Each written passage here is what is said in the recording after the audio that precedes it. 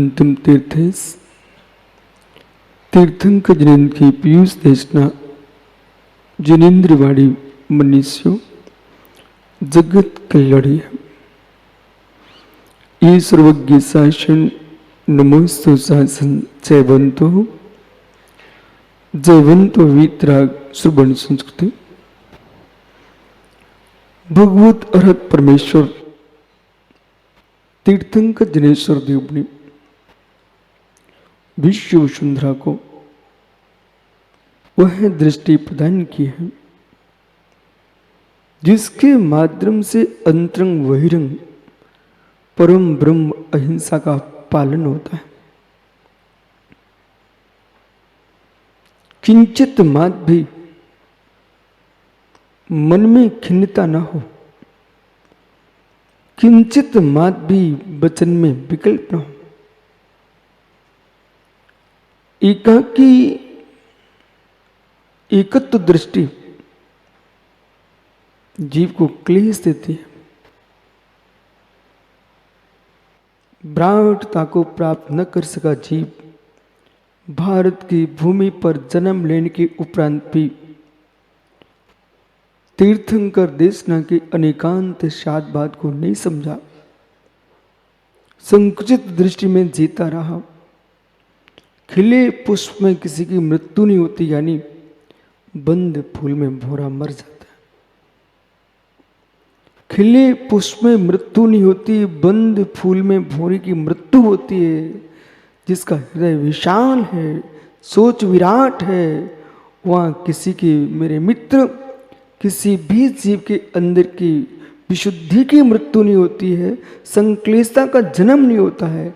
जिसके हृदय में विचारों में विशालता नहीं है उसके संप्रदाय का जहर भरा होता है। जिस व्यक्ति ने एक व्यक्ति ने जहर की पुड़िया खा ली मात्र उसी की मृत्यु होगी। पर जिस व्यक्ति के अंदर एक व्यक्ति के अंदर संप्रदायता का जहर फैल गया, पता नहीं लाखों करोड़ों लोगों को वो मार देगा, और इतना ही नहीं वो सदियों सदियों तक मारेगा। जितना विष विषैला नहीं होता उतना एकांत पच्च विषैला होता है। विष की विषैलता खाने वाले को मारती है, लेकिन संप्रदाय पंथ की जो विषैलता है वो सदियों सदियों तक, सहस्रों वर्षों तक जो संपर्क में आएगा उन सबको मार देगा। संकुचित हृदय व्यक्ति के विनाश का मूल बिंदु, संकुचित हृदय व्यक्ति के विनाश का मूल बिंदु आस्य या स्याद्भात सप्तभंगी अधिकार प्रारंभ हो रहा है। उस स्याद्भात सप्तभंगी को समझते समय ये हमें जानने की आवश्यकता है, तत्व का अधिगम वही कर पाएगा, तत्व का बोध वही कर पाएगा जिसके बाद स्याद्भात की विशालता, स्याद्भात अनेकांत की दृष्टि जिसके पास है वो लोक को समझ सकता है। मैं ही सब कुछ हूं, इससे आत्मवादी नहीं बोलता, अनेकांतवादी नहीं बोलता। मैं भी कुछ हूं, मैं भी कुछ हूं, ये अनंत संभावनाओं से भरा है। समझ में आ रहा है आप लोगों को? मैं भी कुछ हूं, ये अनंत संभावनाओं से भरा है। मैं भी कुछ हूं, इस शब्द में दूसरे के अंदर भी कुछ दिखा दिया है। मैं भी कुछ हूं, इसका मतलब मैं ही सब कुछ नहीं हूं, मैं भी कुछ हूं मतलब अन्य भी कुछ है। मैं भी कुछ हूं इसका तात्पर्य जिनेंद्र अन्य भी कुछ है। जितना मैं कहना जानता हूं और भी कोई कहना जानते हैं, जितना मैं सोचना जानता हूं और भी सोचने वाले हैं। हम अपनी सोच को कहने की योग्यता रखते हैं तो दूसरे की सोच को सुनने की भी योग्यता रखते हैं। ये अनेकांत देख रहा है, अनेकांत द्वैतभूत है। अनेकांत दो शब्दों से बना है। अनेक है अंत जिसमें, उसका नाम है अनेकांत। अनेक है अंत जिसमें, उसका नाम अनेकांत।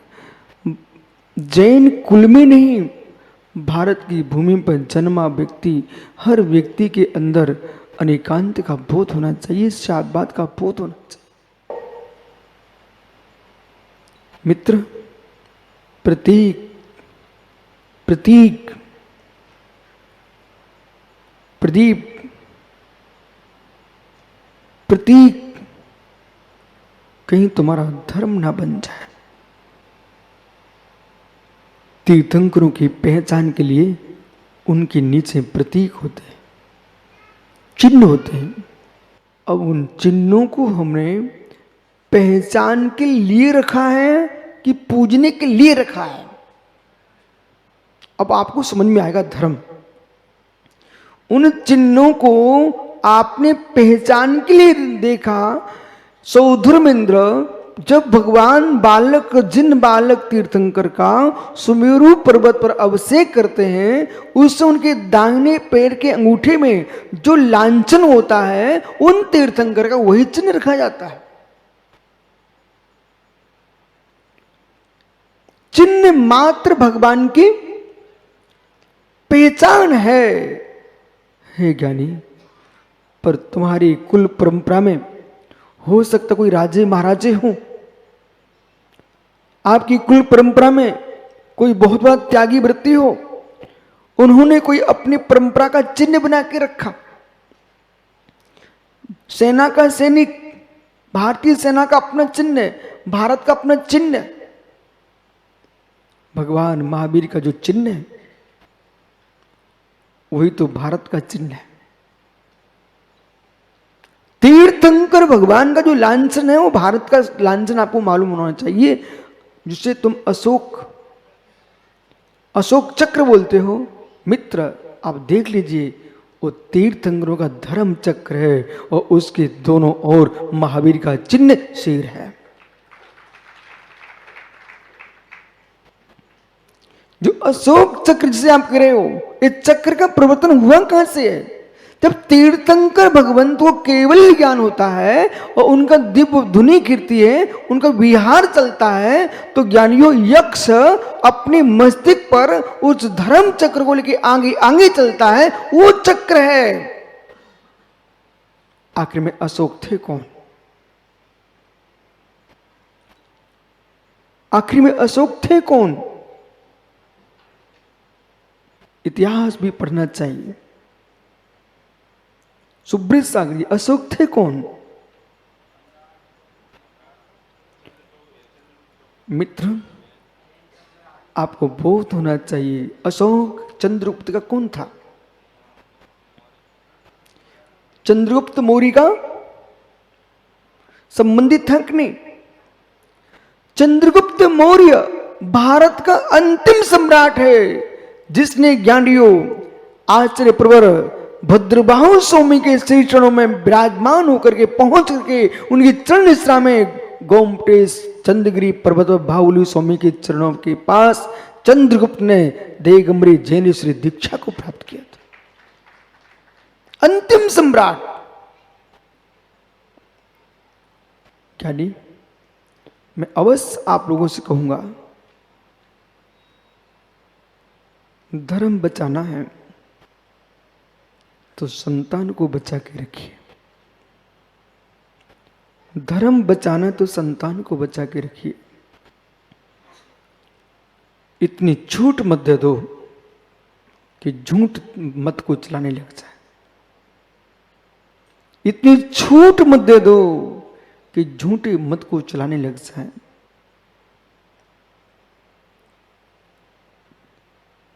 ओह, चंद्रगुप्त ने जैनेश्वरी दीक्षा ली। अशोक दूसरी धारा में बह गए। बहने के बाद भी उनको समझ में आया खून बहाना धर्म नहीं है। अपने लिए जीना, अपने लिए जीना, ये तो अजगर भी जानता है। अपने लिए जीना शेर भी जानता है, अपने लिए जीना छिपकलियां भी जानती हैं। लाइट के कीड़ों को खा खा के जी रही हैं। अपने जीने के लिए कितनों को मार डाला, अपने जीनों के लिए कितनों को निगल डाला। अहो तू मानव है, अपने यश के पीछे कितनों की खून बहा डाला। अपने लिए जीना कौन सी बड़ी बात है। जो अपने लिए जीते उनका कोई जीवन महत्वपूर्ण नहीं है। जो जगत के जीवों के कल्याण के लिए जीते हैं और अपना कल्याण कर लेते हैं वे महापुरुष होते हैं। रितेश, मित्र तुम्हारे घर में लाल मालपुए बन रहे हैं, जलेबियां इमरतियां भर रही हैं और तुम तीनों भाई बैठ के मुस्कुरा के खा रहे हो। अचानक पिता की आहट हुई, थाली पहुंच के रख दी। तुम तीनों भाइयों ने क्या किया? काश तुम्हारे तीनों की इमरतियां जब अच्छी लगती कि तीनों के सामने बीच में तुम्हारे पिताजी बैठे होते और यदि नगर के कोई गरीब आदमी भी आके निकल पड़े होते, उनसे रितेश कहते आओ भैया भोजन कर लो, तो तुम्हारी इमरतियों में जितना मिठास नहीं था उतना चौगुना मिठास तुम्हारी बुद्धि के अंदर होता। वे इमरतियां फीकी हैं जिनमें अतिथि सत्कार की मिठास ना हो। वे लड्डू पेड़े फीके हैं जिनमें अतिथि सत्कार ना हो। वे किसान की रोटियां मेड़ की सुगंधित हैं, ये किसान की मेड़ की रोटियां सरस हैं, जो कि मेरे मित्र मार्ग में चलते पथिक से कहता है राजा जी आओ भाई कलुआ कर लो। किसान अपने खेत में काम करता है, जब मेड़ पर बैठकर भोजन करने बैठता है तो मालूम चलते पथिक से कहता आओ भैया कलुआ कर लो। वो करे ना करे पर चलते पथिक की उसने पूरी थकान उतार दी, पूरी थकान उतार दी। ऐसे मित्र कैलाश भैया तुम किसी को कुछ ना दे सको टेंशन मत लेना, पर इतना तो प्रेम से बोल सकते हो आओ भैया बैठो।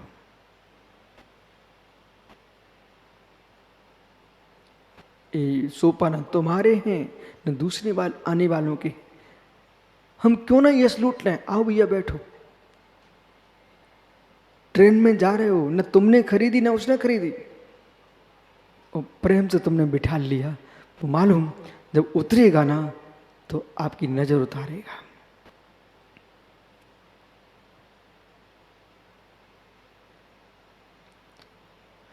संवेदन जीवन और सम्मिलन जीवन। राणा जी लिखो जल्दी बैठो। संवेदन जीवन और सम्मेलन जीवन। संवेदन जीवन तो दुनिया जीना चाहती है, संवेदनशीलता का भी जीवन जीना सीखो। संवेदनशीलता के साथ साथ संवेदनशीलता का जीवन जियो। जैसे हम अपने लिए चाहते हैं वैसा दूसरे को भी चाहना सीखो, और इतना ही नहीं जगत के प्राणियों से मिलके जीना सीखो।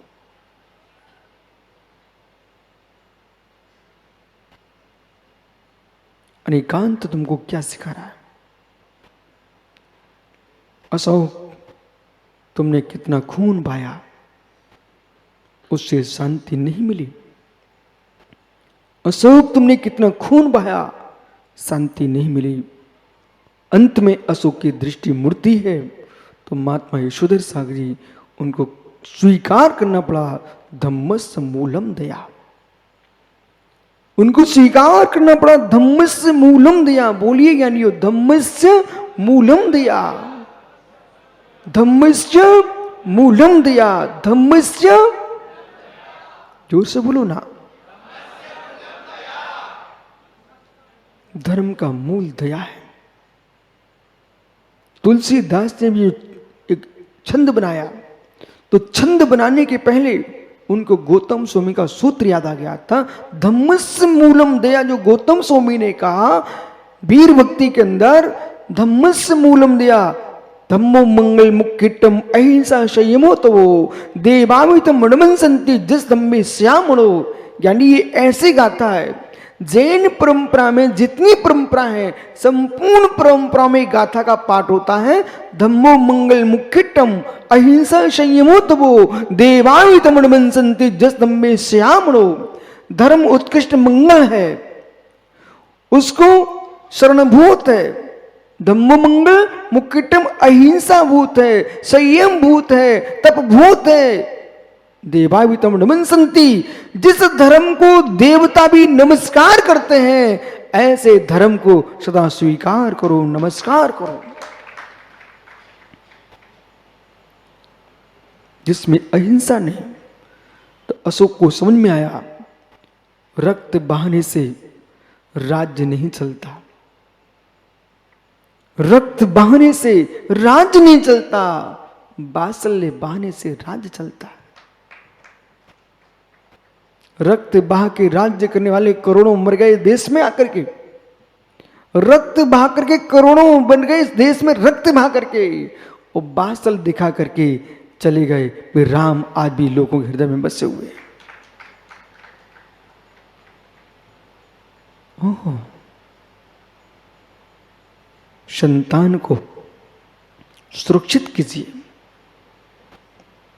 संतान को सुरक्षित कीजिए। किन के साथ बैठ रहे हैं और किस भावना से बढ़ रहे हैं, ये ध्यान दो, ये ध्यान दो। बालक अपनी योग्यता को बचपन में ही खोज लेता है, बालक अपनी योग्यता को बचपन ही खोज लेता है कि मुझे नौकर बन के जीना है कि स्वामी बन के जीना है। हर व्यक्ति की क्षमताएं अपने आप में निहित हैं, लेकिन इस बात का ध्यान दो, जगत में सबके बीच में तो रहना, पर एकांत दृष्टि को सीख के नहीं रहना। अनंत धर्मात्मक दृष्टि पर लक्ष्य जिसका अनेकांत। अनेकांत ने क्या आपको बताया? एक ही वस्तु, एक ही वस्तु अनंत गुण संपन्न है, एक ही वस्तु अनंत धर्मात्मक है। अनंत धर्मात्मक वस्तु को हमें किस प्रकार से समझना चाहिए? अनेकांत।